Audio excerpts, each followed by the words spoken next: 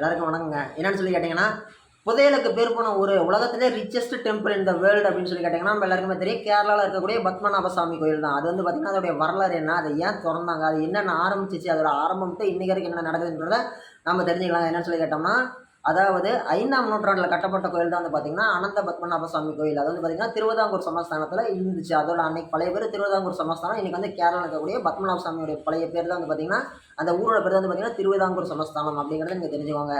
ஓகேங்களா? அது கட்டப்பட்டது 5ஆம் நூற்றாண்டு. அதுக்கு வந்து 1686 ஒரு ஃபயர் ஆக்சிடென்ட் ஆகுது. அந்த ஃபயர் ஆக்சிடென்ட் வந்து பார்த்திங்கன்னா தீ விபத்தின் காரணமாக கோவிலுடைய பெரும்பான்மையான பகுதிகள் அப்படிங்கிறது எரிஞ்சு போயிடுச்சுன்னு சொல்லி தெரிஞ்சுக்கோங்க. அதுக்கப்புறமேட்டு வந்து பார்த்திங்கன்னா ஒரு 45-50 வருஷம் இந்த கோயில்கிட்ட யாருமே போகல. அதுக்கு பிற்பாடு வந்து பார்த்திங்கன்னா 1729 1758 வரைக்கும் ஒரு ராஜா, கேரளாவை சேர்ந்த ஒரு மார்த்தாண்டவர்மா அப்படிங்கிற ஒரு ராஜா வந்து ஒரு பொறுப்பு எடுத்துக்கிறாரு. அவர் வந்து பதவிக்கு வராரு. பதவிக்கு அந்த வாட்டி சிற்றரசாக இருந்த திருவிதாங்கூர் சமஸ்தானத்தை போர் புரிஞ்சு சண்டை செஞ்சு கன்னியாகுமரியிலேருந்து கொச்சி வரைக்கும் அவருடைய சமஸ்தானத்தை பேரரசாக மாற்றுறாரு. அப்படி ஒரு மாற்றும் போது வந்து பார்த்திங்கன்னா கடவுள் மேலே ரொம்ப பக்தியாக இருக்காரு. அவர் பக்தியாக இருக்கும்போது அந்த பாலடைஞ்சு கிடந்த அந்த பெருமாள் கோவில் வந்து பார்த்திங்கன்னா மீண்டும் புனரமைக்கும் போது ஒரு முக்கியமான விஷயம் பண்ணுறாரு. அவர் மாற்றி வைக்கிற ஒரு விஷயத்தை என்னன்னு சொல்லி கேட்டோம்னா, அந்த கோவிலில் தீ விபத்து நடந்த காலகட்டத்தில் இப்போ எப்படி நம்ம ஊரில் வந்து காஞ்சிபுரத்தில் இருக்கக்கூடிய வரதராஜ பெருமாள் சாமி கோயிலில் வந்து அத்திவரதர் இருக்கிறாரோ குளத்துக்குள்ளே இருக்கிறாரு இல்லைங்களா, அது மரத்தினால் செய்யப்பட்ட சிலை. ஓகேங்களா? அதே மாதிரி தான் வந்து பார்த்திங்கன்னா ஃபயர் ஆக்சிடென்ட் ஆன டைமில் பத்மநாப சாமி கோயிலில் வந்து பார்த்திங்கன்னா மரக்கட்டையினால் செஞ்ச ஒரு சிற்பம் அப்படிங்கிறது வந்துருக்குது. அதை அவர் எடுத்துகிட்டு அவர் ஒரு புது சிலையை வைக்கிறாரு. அது வந்து சாதாரண சிலை கிடையாது. கிட்டத்தட்ட 1208 சாலகிராமம் மற்றும் கடு சர்க்கரா அப்படிங்கிற கலவை கலந்த ஒரு மூலவர் சிலையை அவர் உருவாக்குறாரு. அவர் அன்னைக்கு உருவாக்கின அந்த மூலவர் சிலை தான் இன்றைக்கி நம்ம வழிபாடு செஞ்சுட்டு இருக்கோம் கேரளாவில் அப்படிங்கிறத இங்கே தெரிஞ்சுக்கோங்க. பத்மநாப சாமி கோவிலில் இருக்கக்கூடிய மூலவர் சிலை அப்படிங்கிறது மார்த்தாண்டவர்மா என்னும் அரசரால் உருவாக்கப்பட்டது அப்படிங்கிறது நீங்கள் தெரிஞ்சுக்கோங்க. அதுதான் நான் சொல்ல வந்தது. ஓகேங்களா? அது மட்டும் இல்லை, அப்படி அவர் உருவாக்குறாரு. அப்படி போயிட்டே இருக்கும்போது மிக அதிகமான அளவு பணம் சம்பாதிக்கிறார். அவர் வந்து பார்த்திங்கன்னா பெருமாள் மேலே அளவு கடந்த பக்தி. 1950 வருஷம் ஒரு மிக முக்கியமான ஒரு முடிவு ஒன்று எடுக்கிறார். என்ன சொல்லி கேட்டோம்னா, நான் வந்து எதுவுமே எனக்கு சேர்ந்தது கிடையாது, எந்த ஒரு பேரும் புகழுக்குமே நான் சொந்தக்காரன் கிடையாது.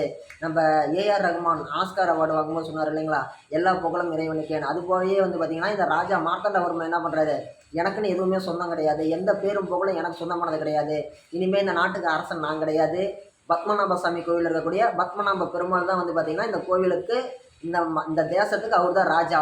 அவருக்கு கீழே நான் ஒரு சாதாரண சேவகன் தான் சொல்லிட்டு தாங்கிட்ட இருக்கக்கூடிய அனைத்து செல்வங்களையுமே தன்னுடைய அரசு கஜானாவில் இருக்கக்கூடிய மிக முக்கியமான அனைத்து கருவூலத்தில் இருக்கக்கூடிய செல்வங்களையுமே கொண்டு போய் 6 ரகசிய அறைகளை உருவாக்கி அந்த 6 ரகசிய அறைகளையும் போட்டு பூட்டி வச்சிடுறாரு. பூட்டி வச்சுட்டு பொதுவாக ராஜாக்களுக்கு இப்போ ஒரு நம்ம படத்தெல்லாம் பார்ப்போம், நாட்டம்னா சொம்பு வச்சுருப்பாங்கன்னு சொல்லி ஒரு ஃபன்னான ஒரு விஷயம் பார்ப்போம் இல்லைங்களா, அது வந்து ஃபன் கிடையாது. அதே மாதிரி வந்து பார்த்திங்கன்னா ராஜாக்களுக்கு எப்பவுமே உடைவாள்னு சொல்லுவாங்க. உடைவாள்னா இடுப்பில் ஒரு நீட்டமான கத்தி வச்சுருப்பாங்க. அந்த கத்தி வச்சுருப்பாங்க இல்லைங்களா, அந்த கத்தியை கொண்டு போய் பெருமாள்கிட்ட ஒப்படைக்கிறாரு. மூலவர் சாமி சிலையில் கொண்டு போய் கருவறையில் ஒப்படைக்கிறாரு. இனிமேல் ராஜா நீங்கள் தான், உங்கள் கட்டுப்பாட்டின் கீழே தான் இந்த செல்வங்கள்லாம் இருக்கணும், நான் உங்களுக்கு கீழே இருந்து வேலை செய்யக்கூடிய ஒரு சாதாரண தொண்டன் தான் அப்படின்னு சொல்லிட்டு அவரும் ஆட்சி நடத்துகிறாரு. ஓகேங்களா? இவர் வந்து 1758 இறந்து போகிறார். ஓகேங்களா? இந்த விஷயத்தை நீங்கள் தெரிஞ்சுக்கோங்க. அப்படியே காலங்கள் பல ஓடுது. இந்தியாவுக்கு 1947 சுதந்திரம் கிடைக்குது. சுதந்திரம் கிடைச்ச வாட்டி நம்ம எல்லாருக்குமே தெரியும். ஓகேங்களா? சர்தார் வல்லபாய் என்ன பண்ணுறாரு, அனைத்து சிற்றரசுகளுக்கும் போய் நேரடியாக விசிட் பண்ணி பேசுகிறாரு. நம்மளுக்கு இருக்கக்கூடிய இந்தியாவில் இருக்கக்கூடிய அனைத்து எம்பி தொகுதிகளுமே ஒவ்வொரு காலகட்டங்களில் ஒவ்வொரு மன்னர்களால் ஆட்சி செய்யப்பட்ட குறுந்தேசங்கள் அப்படிங்கிறத நீங்கள் தெரிஞ்சுக்கோங்க. ஒவ்வொரு நாட்டு தேசத்தில் இருக்கக்கூடிய ராஜாக்கள்கிட்டையும் வந்து சர்தார் வல்லபாய் பட்டேல் வந்து பேசுகிறாரு. இந்த மாதிரி இந்தியா வந்து நம்ம என்ன பண்ண போகிறோம், குடியரசு நாடாக மாற்ற போகிறோம், உங்களுக்கு எவ்வளோ சொத்து வேணுமோ எடுத்துக்கிட்டு மீதியை அரசாங்கத்திட்ட ஒப்படைங்கன்னு சொல்லி போய் டீலிங் போடுறாரு. ஓகேங்களா? அப்படி ஒரு டீலிங் போடும்போதில் என்ன பண்ணுறாங்க, ஒவ்வொருத்தரும் ஒத்துக்கிறாங்க. அன்னைக்கு அவர் டீலிங் போட வந்த காலகட்டங்களில், அவர் பேச்சுவார்த்தை நடத்த வந்த காலகட்டங்களில், அன்றைக்கி ஒரு டீலிங் போட வந்த காலகட்டங்களில் யார் ராஜாவாக இருந்தாங்கன்னு சொல்லி கேட்டிங்கன்னா திருவிதாங்கூர் சமஸ்தானத்தில் சித்திரை திருநாள் மகாராஜா அப்படிங்கிறவர் வந்து பார்த்திங்கன்னா மகாராஜாவாக இருந்திருக்கிறார் அந்த காலகட்டங்களில். அப்படி அவங்க வந்து டீலிங் பேசணுன்னா அவர் உடனே என்னங்கிறாரு, சரிப்பா என்னுடைய அரண்மனை, இந்த கோவில் நிர்வாகம், இந்த கோவில் சரியா, இதெல்லாம் என் பொறுப்பில் கொடுத்துருக்கு, என் அரச குடும்பத்துக்குன்னு சொந்தமானது, எங்கள் விஷயத்தில் தலையிடாதீங்க, அதே மாதிரி என் நாட்டில் மீதியெல்லாம் நீங்கள் எடுத்துக்கோன்னு சொல்லி அரசாங்கத்தில் ஒப்படைக்கிறார். யார், திருவிதாங்கூர் சமஸ்தானத்துடைய மகாராஜா சித்திரை திருநாள் மகாராஜா வந்து ஒப்படைக்கிறாரு. சர்தார் வல்லபாய் மூலியமாக அரசாங்கத்தில் ஒப்படைக்கிறாரு. ஓகேங்களா? இது வரைக்கும் நார்மலாக போயிட்டு இருந்துச்சு. அவர் வந்து 1974 இறந்து போகிறார் சித்திரை திருநாள் மகாராஜா.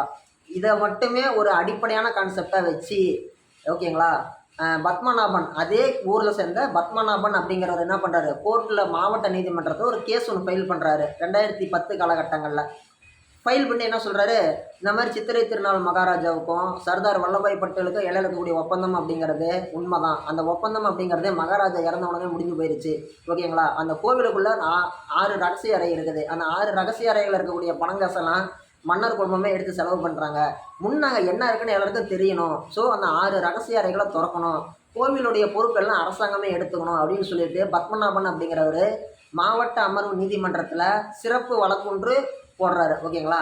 இதை விசாரித்த உடனே என்ன பண்ணுறாங்க மாவட்ட நீதிமன்றம், உடனே வந்து நோட்டீஸ் அனுப்புகிறாங்க அரச குடும்பத்தை சேர்ந்த வாரிசுகளுக்கு, சர்தார் சித்திரை திருநாள் மகாராஜாவுடைய வாரிசுகளுக்கு, பத்மநாபசாமி கோவில் நிர்வாகத்தை அன்னைக்கு நடத்திட்டு இருந்த குடும்பத்துக்கு நோட்டீஸ் அனுப்புகிறாங்க மாவட்ட நீதிமன்றம். என்ன சொல்கிறாங்கன்னா, இனிமேல் நீங்கள் அந்த கோவில் விஷயத்தில் தலையிடாதீங்க, அமைதியாக இருங்க.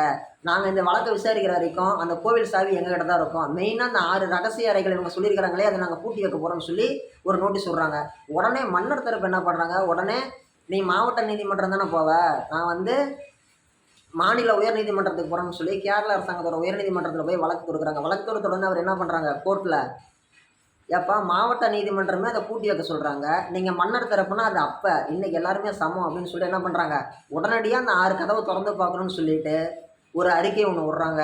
7 பேர் கொண்ட சிறப்பு முக்கியமான நபர்களை வச்சு அந்த கதவை திறக்க சொல்கிறாங்க. ஓகேங்களா. மிக மிக முக்கியமான அளவில் பந்தோபஸ்தோடு போய் அந்த கதவை திறக்க போகிறாங்க. கிட்டத்தட்ட 6 கதவு ABCDE. ஓகேங்களா. இந்த கதவுல வச்சு போய் திறக்க போகிறாங்க. அப்படி திறக்க போகும்போது வந்து பார்த்திங்கன்னா AB இந்த 2 கதவுமே வந்து பார்த்திங்கன்னா 1900 காலகட்டங்களில் திறந்து மூடப்பட்டது அப்படிங்கிற ஒரு ஆஃப் த ரெக்கார்டு இருக்குது. ஆன் த ரெக்கார்டு கிடையாது, ஆஃப் த ரெக்கார்டு இருக்குது. ஸோ அதை 2ஐயும் விட்டுட்டாங்க.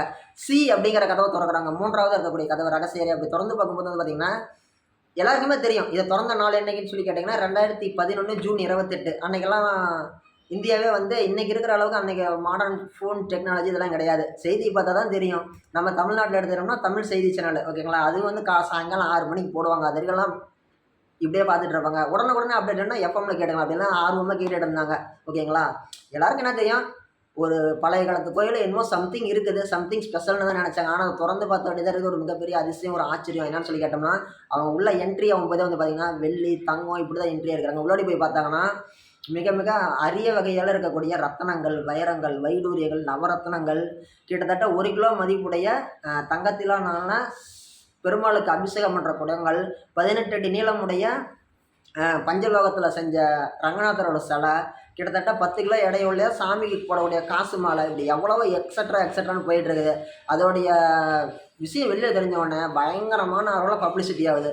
இன்றைக்கி வரைக்குமே இந்த 2025 கூட வந்து பார்த்திங்கன்னா வேர்ல்டு ரிச்சஸ்ட் டெம்பிள் இந்த வேர்ல்டுன்னு சொல்லி கேட்டிங்கன்னா அனந்த பத்மநாப சுவாமி கோயில் தான். நீங்கள் கேட்கலாம், எப்போ திருப்பதியில் என்ன கணக்குன்னு சொல்லி கேட்டிங்கன்னா, திருப்பதி வந்து பார்த்திங்கன்னா உலகிலேயே அதிகமான அளவு வருமானம் ஈட்டக்கூடிய ஒரு கோவில். ஓகேங்களா. World's richest money earning temple. ஓகேங்களா. ஆனால் பத்மநாபசாமி ஒரே லாட்டில் அடித்து தூக்கிட்டாரு. அதாவது அன்றைக்கி எடுத்த பொக்கிஷத்தோடைய மதிப்புங்கிறது மட்டுமே வந்து பார்த்திங்கன்னா கிட்டத்தட்ட 2 லட்சம் கோடியாம். அன்றைக்கி காலகட்டங்களில் 2011 காலகட்டங்கள்லேயே. நீங்கள் ஒரு கணக்கு யோசிச்சு பாருங்களேன். அதாவது கோவில் சம்மந்தப்பட்ட விஷயம் நம்ம சொன்னது இது தான். இதுக்கு மேலே ஒரு காமனான டாபிக் ஒன்று என்னன்னு சொல்லி கேட்டிங்கன்னா, ஒரு இந்தியாவில் கேரளா அப்படிங்கிறது இந்தியாவில் இருக்கக்கூடிய ஒரு மாநிலங்களில் ஒரு மாநிலம். அந்த மாநிலத்தில் வந்து பார்த்திங்கன்னா திருவிதாங்கூர் சமஸ்தானங்கிறது அது ஒரு பகுதி. அந்த ஒரு பகுதியில் வந்து பார்த்திங்கன்னா ஒரு பெருமாள் கோவில். அந்த பெருமாள் கோவிலே வந்து பார்த்திங்கன்னா உலகத்திலேயே ரிச்சஸ்ட் டெம்பிள் அப்படிங்கிற சொல்கிற அளவுக்கு அவ்வளவு செல்வங்கள் இருக்குது, அவ்வளோ பொக்கிஷம் இருக்குது, அவ்வளோ புதையல் இருக்குது, அவ்வளோ நகை இருக்குது. அப்படின்னா இந்தியாங்கிறது எவ்வளோ பெரிய தேசம். வெள்ளைக்காரங்க பிரிட்டிஷ்காரங்க நம்மக்கிட்ட ஆட்சி செய்யும்போது எவ்வளோ விஷயத்தை இங்கேருந்து எடுத்துகிட்டு போயிருப்பாங்க நீங்கள் நினச்சி பாருங்கள். நம்ம இன்றைக்கி அதான் நினச்சி பார்க்குறது நேரெல்லாம் அதை நம்ம நினச்சி பார்த்தோம். ஒன்றும் பெரிய அளவில் அதான் திரும்ப நம்ம மீட்டு கொண்டு வர போகிறதும் கிடையாது. இருந்தாலும் இதெல்லாம் நடந்திருக்குன்னு சொல்லி நம்ம தெரிஞ்சுக்கலாம். யோசிச்சு பாருங்கள். இந்தியாவில் இருக்கக்கூடிய நம்ம எல்லாருக்குமே தெரியும் கோகுனூர் வைரம் இங்கேருந்து தான் எடுத்துகிட்டு போயிருக்கிறாங்க. நம்ம ஊரில் எடுக்கும்போது 700 கேரட் இருந்திருக்குது. அப்படி இப்படின்னு கை மாதிரி ஆள் கொஞ்சம் கொஞ்சமாக வெட்டி எடுத்துகிட்டு போவேன். இன்றைக்கி வந்து பிரிட்டிஷ் அரச குடும்பத்தில் வந்து வெறும் 100 கேரட் தான் இருக்குது. மீதி 600 கேரட் எங்கே போச்சுன்னே தெரில. ஓகேங்களா. இன்றைக்கி 1 கிராம் தங்கம் இன்றைக்கி 6000 விற்குதுங்க.